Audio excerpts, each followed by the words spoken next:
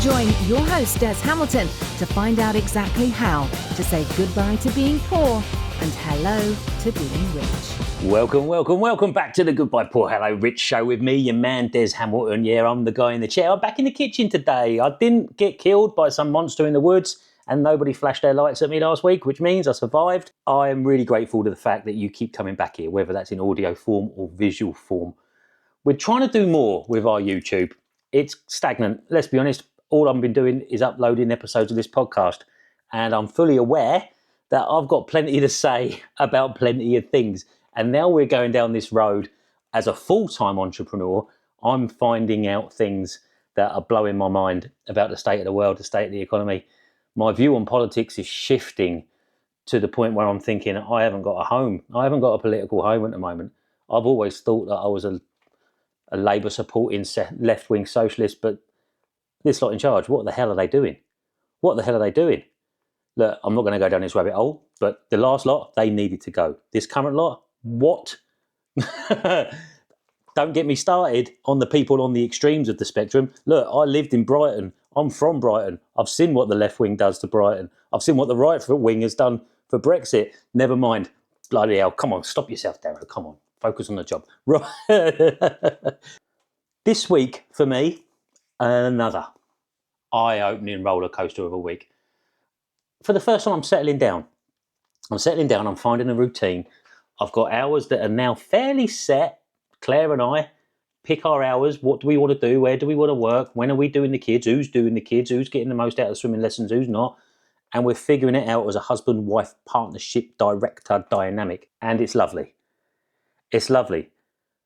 But I've got this fight with myself every day where my brain is in an idea mode. And I'm learning that this is what entrepreneurialism is all about. You've got to engage in it, right?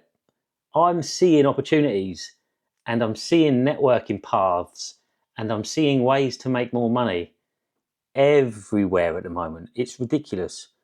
And we have just climbed this mountain on our TikTok shop community. And in the distance, there's another mountain. And this one's a bit higher. But have I got the energy? That's the question. I have been 100 miles an hour for over 2 years now with the day job and this job. And now I've only got this job. It was all about time freedom, wasn't it? But all of a sudden, I find myself being a problem solver. And I can see so many things down the track if I just put my foot down a little bit more. And it's funny, I've been talking to people, really successful people these last few weeks. And I know one person in particular who's cancelling holidays left, right and centre because the business is going so well. To go on holiday would be detrimental to the long-term growth. Understandable, perfectly understandable. For the first time in my life, I can get it. A year ago, 2 years ago, I'd have been, what are you doing? Get on holiday, who cares? The work can wait. But when you're working for yourself and when you see the opportunity that you can provide, wow, it's amazing. It's amazing. So I'm fighting with myself every day. Do I relax? Do I take my foot off the gas? Do I just enjoy this routine? And I've got opportunities coming at me. Voice notes, phone calls, meetings, Zooms, face-to-face meetings. And some of these are amazing. But I'm thinking, maybe I should just enjoy the routine until, say, the new year. But then the other part of me is saying, well, these opportunities won't come round forever. We are white hot at the moment and everything seems to be coming at us. And am I a mug for taking my foot off the gas? We know how this is going to go, don't we? Of course I'm going to take one of these opportunities and run with it. Of course I'm going to carry on working as hard as I have been working. I can rest in a year or so. I mean, what's really important is that Claire and I know that our priorities, the non-negotiables, are the school runs. It's so lovely being able to do a school run every single time when I need to. We don't have to rely on grandparents, very, very, very rarely. We don't have to rely on other things to take care of the kids while we're working. Sometimes Claire will be pulled into a meeting or called into something and I would have to step in at last minute notice. Not very often. Most of the time, someone's calling on me and Claire's got to step in and do the mum thing. So we've got to figure out the dynamic there as well. It's not fair on her. But at the moment, we're not ready to stop. Maybe things are going too fast for us. Maybe. But it certainly doesn't feel like we're drowning yet. And the money is increasing every month. And everything is going according to how it should be.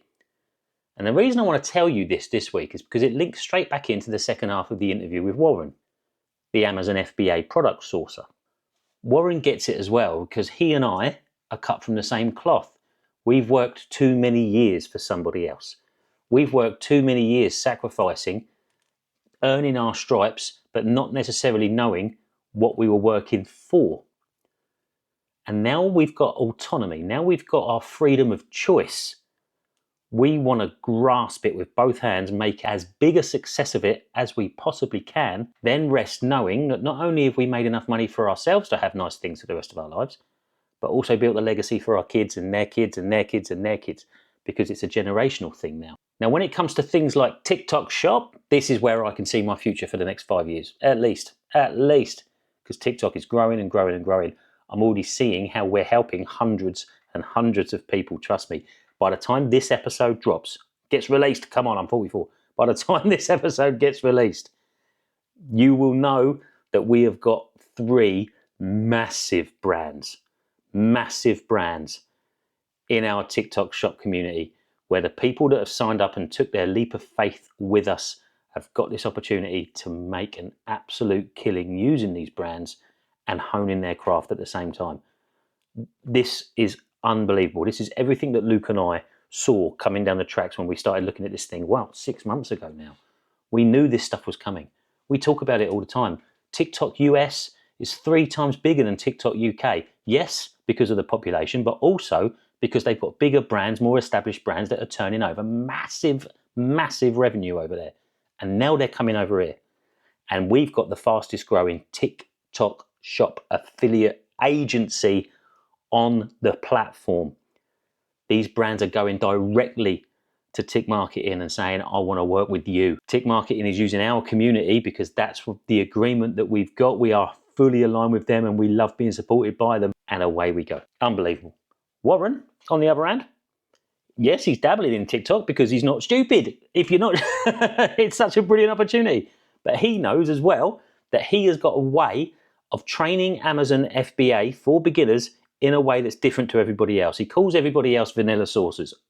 Understandable. He says he's got a unique method of sourcing that can help you stand out from the crowd and read data in a way that nobody else is reading data. We're going to get into the interview, we're going to talk about it, and we're going to talk about the benefits of what Warren does, but he is launching a new platform, a new community for this very concept tomorrow. I know, having recording this on the Monday, he is working his socks off today. He literally landed from the airport 2 days ago. So here he is, landed, wallop, 100 miles an hour. He's going to need another holiday at the end of this, but that's not how it works, and we both know that as well. So I know I'm talking myself around this, really. When the opportunities are there, you've got to seize them, regardless of your age, regardless of your status, regardless of how many hours you've got spare. Because if you seize these opportunities, and they are as good as you believe them to be, you will be having a life beyond your wildest dreams. And at the same point, you need to acknowledge how fortunate you are that opportunities are coming this way. 2 years ago, I couldn't believe it that someone would come to me and say, "Here, I want to help you. Well, how's about you run with this?" Now, they're not doing it because they want to help me. Now they're doing it because they see the value that I bring. They see that I can work hard. They see that I can string a sentence together. They see that I can talk to a camera and market something. There's value in what you do. And the irony is that I always had these things. I've just had to show them a little bit. Let's get to the interview. Let's listen to what Warren's got to say. This guy's great. I can't get enough of this guy. He's definitely coming back. But in the meantime, come on, roll it, will you? The effect that you've had, on people's lives is just, has just been amazing. It's overwhelming, isn't it? Especially when you're at home 99% of the time talking into your camera. And even online, you're doing Zoom calls and stuff like that, and you're sort of passing this information on and you're seeing people's results. It was that event. It was up in Nottingham when strangers tap you on the shoulder. "Hello, mate, you've changed my life. We want to do what you do. We do this, and this." And you think, wow, how was that a thing? But, mate, to see the people around you at that place and the gift they got you and the way they think of you, mate, it's amazing. I didn't, they'd gone through the mentorship. We were working together. And, the thing about it is it seems really weird to call them because I'm the mentor, they're the mentee or the student. And it just seemed really unnatural. And I'm part way through, I was saying to people, you're not either of those. You're actually turning into a friend. Yeah. And out the other side of the mentorship, we all still talk now. And then the Seller Amp SAS event come up, and I just messaged everyone and said, I'm going to this. It's a free event. Shall we go? Let's all meet up. And quite a lot of people said, yeah, let's go for it. So it was just to meet them personally and shake their hand. Yeah, lovely. It was pretty special. And then, yeah, for me, it was my birthday as well, and they got me a hoodie. It was just such a nice, I was quite taken back. We were all sitting around the table, and they said, we've got something for you. We've all chipped in. And it was just, it was such a lovely gift. But I just, I just felt really strange at the event that these people, though they were here for the event, they were here to kind of see me as well. They were, yeah. Imposter syndrome? Of course. Especially in a world where we are new. We are out of our comfort zone. I went for dinner. I got a message from a lad on Monday night saying, I'm going to be in Brighton in an hour. This was like 9 o'clock on a Monday night. And I went, right. He's a good guy, and it's an opportunity that I'm never, ever going to say no to. I went, right, I'm going to come and meet you. I walked in. There's a table of 8. I am the oldest by at least 20 years. Right, okay. It just blows my mind. Yeah. So I think we are a bit of a fish out of water in this world, mate. But there is a growing need for people like us. There is a growing need. Not just for people of our generation that are bogged down by the cost of living crisis. People that have found themselves, mate, in a situation where they didn't deserve to be. And we are them, aren't we? We are them. So they relate to us. But at the same point, we've got the younger kids as well that look up to us as well. Definitely, yeah. Yeah, it does. Yeah, I mean, when I was on TikTok and I was doing 15-minute calls, free 15-minute calls, was the number one blocker in Amazon. It's a free product. I thought I'd put it out there, and people started to book these calls, and we had like a video session just like this. What's the number one blocker? They would tell me, and I'll write it down. And over the time, it's been really good because generally the calls are about product sourcing. Yeah. They aren't about other issues with Amazon. It's generally product sourcing. And a young guy called Daniel hopped on. Daniel was about 20. He was the first mentee. And we were talking, and we ran through some issues and what he had and what we could do. And I gave him something to kind of take away from that. And at the end of the call, he said, I want you to mentor me. And I'm like, it took me back, and I'm like, sorry. He said, yeah, I want you to mentor me. Where can I sign up? And I said, I haven't got anything. I haven't got anywhere for you to sign up. Wow. So then he said, can you put something together? So there I am in my mind with all these different product sourcing ideas and how I've built it all out. So I'm like, okay, I can build it out. I can build it. But I need to ask you some questions because I think he'd been mentored before, paid about £800, and come away from there still kind of confused. And there was a real lack of contact with his mentor.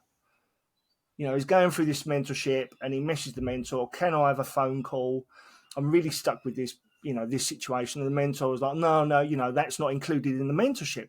So he was telling me those things. And I'm like, you paid £800. Oh. You can't talk to the guy who wants minimal contact. Okay, so I'm writing these things down from the experience of other people, writing that down. Right, okay, I need to give them support and contact. And I said, well, didn't you sign anything, or didn't you read an agreement? You're paying £800. What are you actually going to get? And he said, no, I didn't. I said, so, okay, if I put together a mentorship proposal form on a PDF, send it through to you, you can check through it all and say, yeah, that's great. And I said that what I'm going to put on there is what you're going to get, what I'm going to provide, but also what I expect from you. It's all going to be laid out. And from that, you've now got, that's our agreement, and we can move forward. So putting those bits together and talking with him as a future client, as someone that wanted mentoring, and we're discussing, and as I'm pouring more information, I'm starting to put together the mentorship on Pensight this time. And I'm looking at the chapters and the lessons within the chapter and thinking, God, that's a lot of information there. Usually when you sell something, when they sign up, they get access to it all. And I'm thinking, They can't do this. They can't. Seeing on TikTok people jumping about from idea to idea or method to method, I'm thinking, if I'm going to deliver this, it has to be, I'm the mentor, this is how it has to happen. Because I can just see that if I was to just, someone was to sign up and then they've got access to all 4 chapters, all the lessons, they're not going to start from chapter 1, are they? No. They're going to go to the, oh, that looks exciting, I'll start there. And there is a real, within the mentorship, there is a real process. Chapter 1 is a warm up, and the other lessons and chapters follow on. It's like a gradual, going through Keeper. Yeah. Just a simple intro and then going on to it. So, yeah. And so I gave Daniel the information. The mentorship was being built out, and he was the first one to sign up. And I still talk to him. We have daily conversations. That's brilliant, isn't it? And again, it's another thing that you and I do that a lot of people don't. And we need to raise awareness on people. If you want to buy a course, the onus is on you to figure out what that course is. Yeah. The onus is on you to go, right, where will that course take me from and where will it take me to? What's the objectives of it? Yeah. So if they don't do that, I can go back and go, oi, that wasn't what I paid for. You don't sit on a sofa you don't buy a sofa without sitting on it, do you? But No. people are paying thousands of stuff on just I'll train you on Amazon. Yeah, all right then. Well, it's so funny because when I had this discussion with Daniel, I mean, I'd never been on TikTok. I'd never mentored anyone in this capacity. So it was all new to me.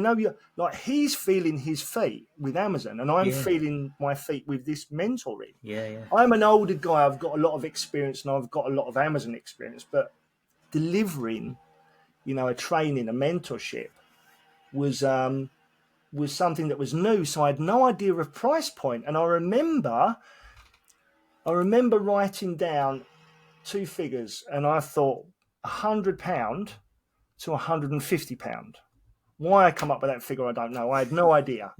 I knew that what I had was really powerful. Yeah. But can people replicate it and will it be that valuable to them? Yeah. So it was crunch time. We had, myself and Daniel had this discussion. And he said, well, how much is it going to cost me? And I said, well, I'm thinking between £100 and £150. And he said, well, I like the sound of 100. And I said, well, I like the sound of 150. Let's meet in the middle. So the beginning, the mentorship was £125. And it was only when Daniel went through it and then other people started to follow. And they said, Warren, are you for real? The information in this is just blowing our mind. No one is talking about this out there at all. The lesson 1 is more powerful, and that £125 is people would pay that just for lesson 1, let alone all the other chapters and all the other lessons. So I was like, I have to rethink this. And I think for me, I then understood that with the mentorship, they've got the tutorials, but they've got access to me on WhatsApp as well. So if they've got an urgent question, they can reach out to me on WhatsApp. I'll respond to them. Perhaps I'll do a short video on Loom and fire it across. But because I didn't want everyone to have all the information in one hit, it's a drip-fed course. The tutorials has to be. Chapter 1, then the next chapter drops 7 days after. But at the end of chapter 1, we've scheduled an hour call. So they get the tutorials to go through, the WhatsApp support with me, and at the end of the chapter, we have a kind of rounding up, closing out an hour call to reflect back on what they've learned, other bits we need to go over. And once we've done that, we kind of close out chapter 1 and then chapter 2 opens, and then they go on that. So they're in this narrow lane, concentrating on just one thing, because I think there's so much distractions and information out there. You're trying something for 10 minutes and then something else will catch your eye, some other method or idea, and then you jump onto that. And for a lot of Amazon sellers, and I was guilty in the beginning, you can end up jumping around and make no real headway. Yeah, no, that's true. That's true. You got to be focused. I love it, mate. It sounds ideal. So what sort of things, if you're the unique product sourcer, and I'm not going to go into detail here, but what is it that makes your sourcing different to other sourcing methods? Okay, so generally what we've seen is there's a lot of people that use tactics that we used to use, or people used 4 or 5 years ago. Right. Sales and clearance. And I'm not saying that these don't work, but They're short term, aren't they? They're short term wins. Email newsletters, storefront stalking. They're all the vanilla kind of tactics that a lot of people use, and they're still being taught out there. Yeah. And although they work, we do, but yeah. and you're gonna, people are gonna have different levels of success with it. It's what everyone's doing. So everyone's doing that. Everyone's teaching that. Yeah. Those kind of vanilla tactics. And I thought, if everyone else is going left, I need to go right. Yeah. So when I started looking at and digging deep into the data, I found methods where people, they hadn't been, they're untapped. People weren't taught. I go on TikTok and YouTube and listen to people, and the methods that I'd kind of found, people aren't talking about. Love it. And I think it's going through using the data, peeling the layers and just looking a little bit under the surface, because some of the software we have, some of the deal analysis software, you'll look at it and it's saying no. And for me, I'm looking deeper. It doesn't take a lot longer to look a little bit deeper. It's like a screaming yes. So deals that other people are passing on, well, it's a yes for us. Yeah, mate, that's amazing. And it's keeper based, I should imagine, a lot of it. There's yes, some of it's not keeper based. Okay. It's looking at what the software is saying to you, like deal analysis software, or what the listings are saying to you, and where most people are saying no. Yeah. We're seeing that it's actually a yes. Got you. And then there's another side to it. So as you go through the chapters on the mentorship, we start deep diving into keeper. And so when people use keeper, there are obviously filters you can put in. Yeah. And I remember when I first had keeper, I was just putting in random filters and seeing what come up. Yeah. And I guess that's what a lot of people do. Whereas now, and in the mentorship, I teach people to, when we're using keeper, we're putting filters in there we want to attach ourselves to a certain type of listing. Yeah. And once you realise that we're attaching ourselves to a certain type of listing, then the products follow. We don't go on keeper looking for products. Yeah. We're going on to attach ourselves to a listing. Yeah. No estimated sales out of stock. There's a whole bunch of things. Yeah. No, I can imagine. Mate, I love it.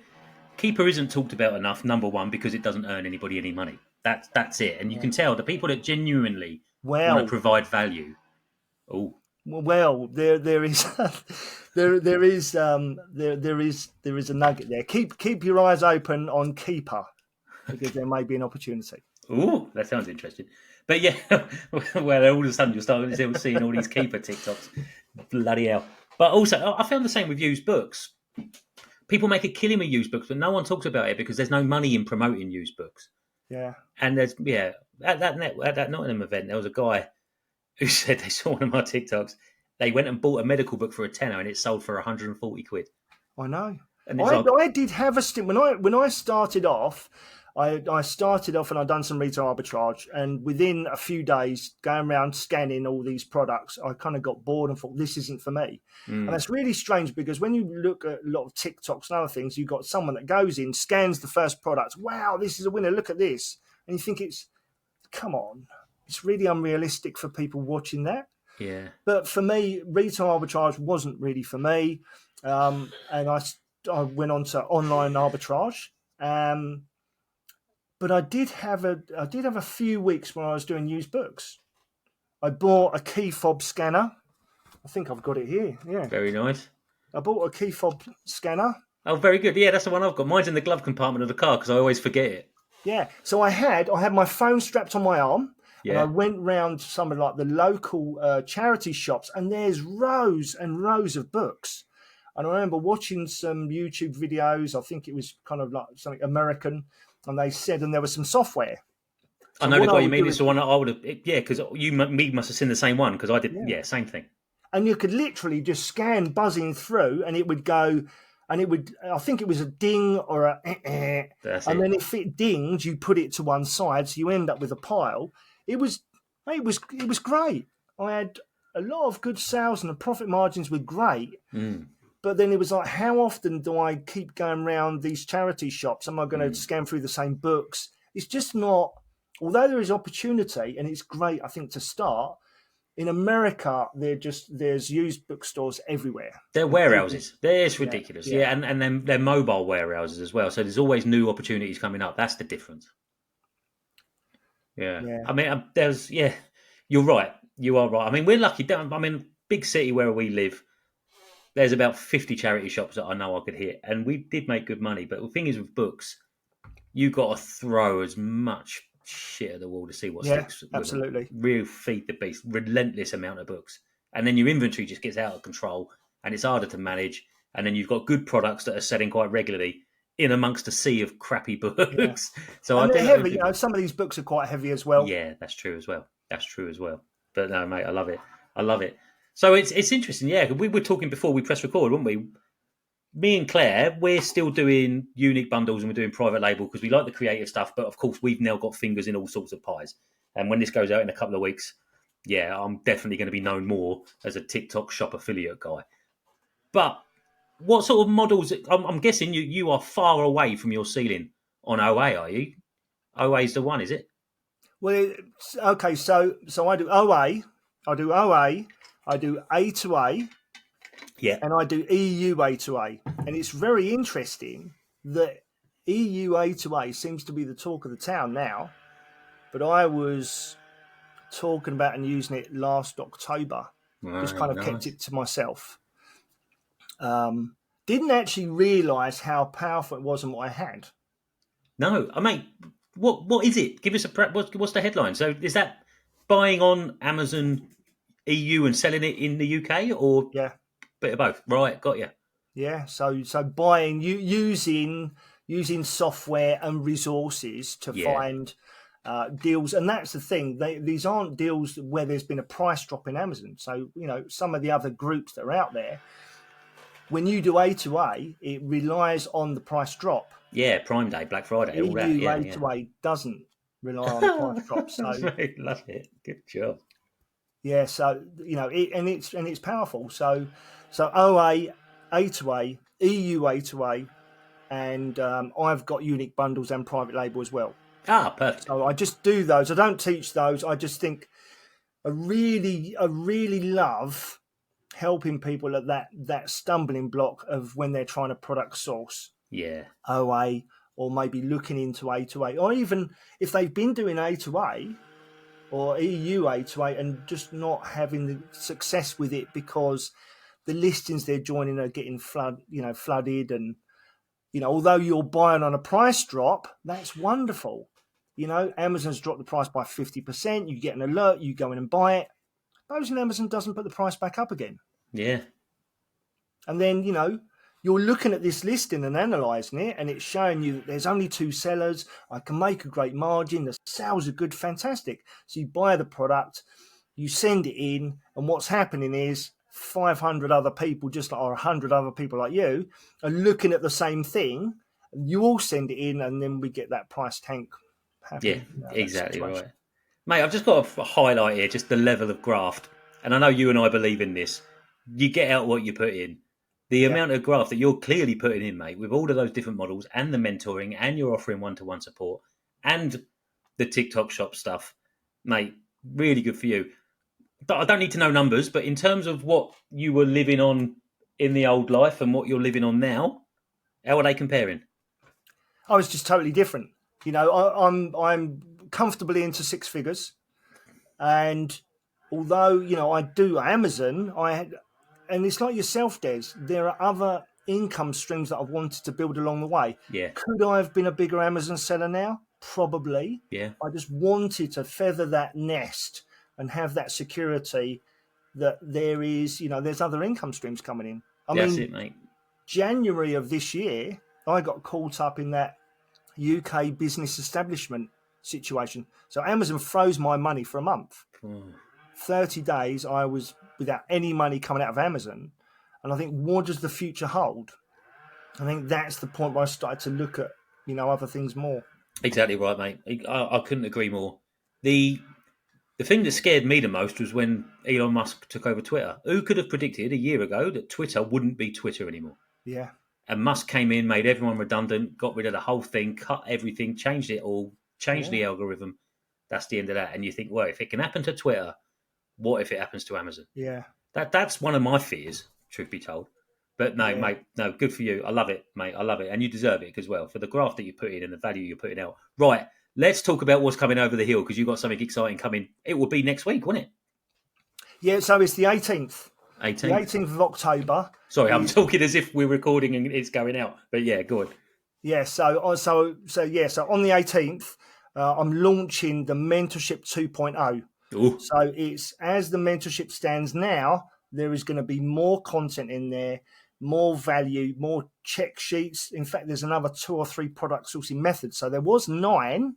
There's now going to be like 11, 12. Nice. All unique.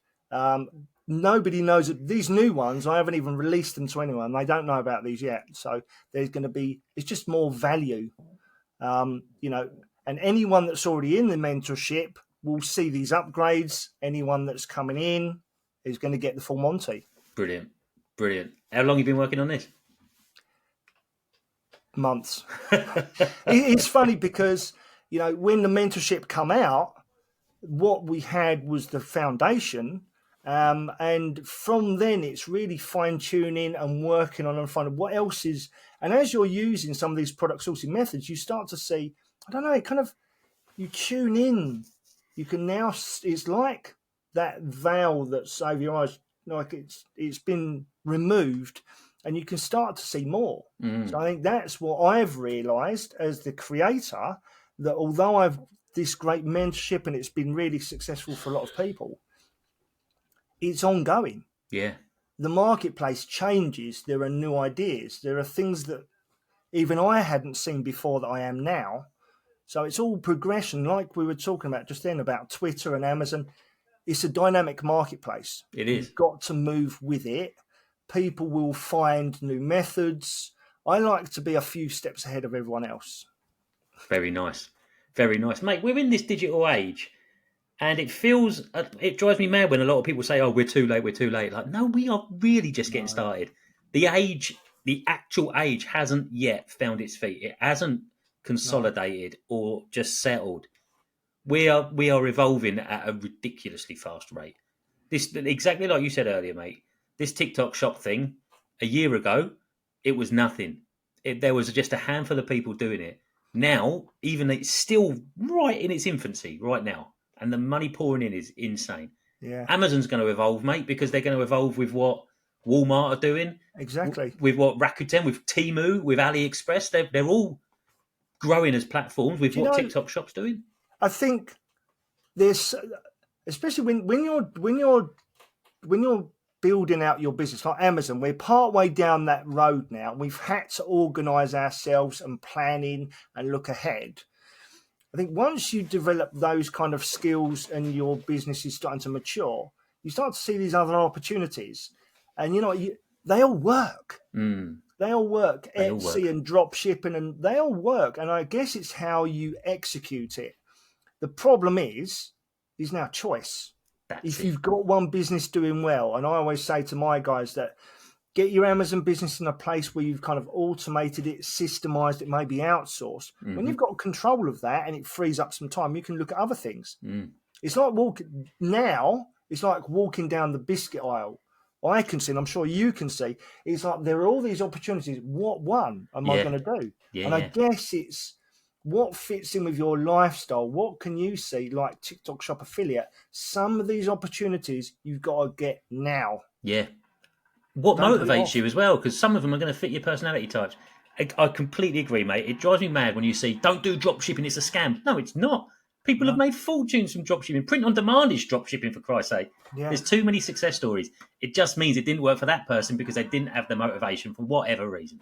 I completely agree. Me and Claire said this, especially during my journey, where everything was taking off with the numbers that we were getting in.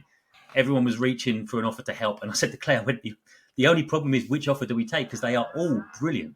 Yeah. And it's just so you can only put your time and your energy into so much.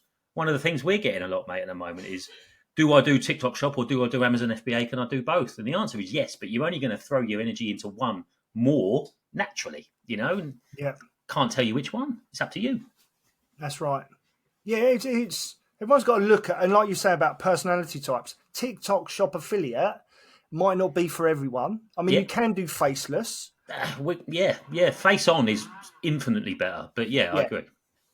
I think that, and one of the things I found, I never thought I would be in front of a camera, here, let alone TikTok. So, but if you and I always say, I say to everyone I talk to, do something every day that scares you. I was petrified in getting in front of, like, getting my phone out and recording myself and putting it on where thousands of people are probably going to see it. I was petrified about that. And I spoke to Nicola and she said, do you really want to do that? And I was like, I have to. I think sometimes you're in a position where, like, you have to do that. Looking back now from April to where I am today, I'm so glad I did. And you know what? When you've done it a few times, it's like, I have a joke about like karaoke. There's this fear of getting up there and just going for it. But once you've done it once or twice, you just can't get enough of it. I completely agree. I got a bit nervous before, and mate, I went to stage school, right? I've been a public speaker all my life. I used to sing. Yeah. I'm used to being the guy that stands up and does stuff. But even me, before we got going on TikTok, I was on a caravan holiday and I sat outside the van and I just talked to myself as people walked past. Sometimes it wasn't even recording. I would just hold my phone up and just to get used to that feeling. Yeah. And for the longest time, for the first 6 months or so, I knew I didn't want all of my footage to be with this background. I wanted it to be out and about. But to do that, I had to get over that. So I would just imagine that I was FaceTiming my daughter. Because no one cares if you're on a phone call. No one cares if you're filming yourself. It's only up there, isn't it? And I guess that's the thing with all of this. No one really cares but you. Yeah. If we can get over that part and just do that one thing, do whatever the challenge is before you, just do it. Exactly right. Mate, I think that's a perfect way to end. Let's say if you could give one bit of advice that is head and shoulders the thing that drives you. I've thrown a low ball at you here, mate. What sort of thing do you think you could share? Be curious. Love it. Whatever you're doing, whatever business you have, be curious about it. Be curious about the process. Be curious about what other people say. Yeah. And if you're looking at something else, because delve into it. Love it. Curiosity as something that helped me build out the mentorship. And for anyone else going, that have gone through it, they are now continually curious. So whatever we've done in that mentorship, they've now taken on themselves, and they're just finding more opportunity. Yeah, completely agree. Question everything. Question why somebody's saying something as well. Yeah, completely agree. Love it. Warren, really good chat, mate. Really glad we got you on there. And you can come back. Good. I look forward to coming back. Thanks, mate. Right, and there we go. That's the end of the Warren sessions. What I'll do is I'll tag every bit of information in the show notes. If you're interested in the community that Warren's promoting, I think it's going to be a belter. I really do. And I say that as someone that also helps the same market. So I know how detrimental it is to me to say that out loud about him. But I'm not going to sit here and lie about anything and talk about what I do. That's not right. Warren's offering, it's going to be brilliant. It really is. So I'm going to put it in there because I know it will help a lot of people. Let's get to the tip of the week. Tip of the week. Keep your periphery open. Look, if you want to go down an Amazon FBA journey, go down an Amazon FBA journey. I certainly did. But at the same point, don't be naive to the other opportunities that are coming down the tracks. Amazon FBA just opens a door. It opens a door into e-commerce. Because when you do it right, you start networking, people start recognizing you. And when you're in a community and you're learning, the best way to learn is to share your knowledge. So people are sharing knowledges in communities, and before you know it, you think that person always gives good advice. That starts building your profile. Then, once you start doing that, you can start reaching out to people namely the members of this community or the admins in this community, to say hi, because these people will know exactly who you are because they'll spot it as well. I can say this from my own point of view. In my Facebook group, I always see the people that are coming through and giving really good advice, and invariably I end up reaching out to them. That's exactly what will happen. That is what will happen. And then when you see these opportunities, grab it and run with it to see how far you can go, because trust me, it will change your life. Resting, absolutely. Take care of yourself, take care of your body. Only you know how hard you can work. Only you know when you're taking your foot off the gas and you think, oh, maybe I should be working. Maybe try and flip that a little bit. Tip of the week. All right, that'll do. That's the show. Look, I'm going to start putting more content on YouTube. It will still be me in this chair talking about the world, but what we'll do, we'll try and up it. I think that'll do for this week. We've got a couple of guests in the pipeline next week. We got some really, really, really big ones coming up. Keep an eye out on my socials. I tend to talk a lot on there as well. Have a lovely week. Ta-da. Bye-bye. You've been listening to the 200 to £100,000 Challenge podcast. Make sure you join us next time for more real talk and some undoubtedly terrible jokes as Des gets ever more closer to saying goodbye poor, hello rich.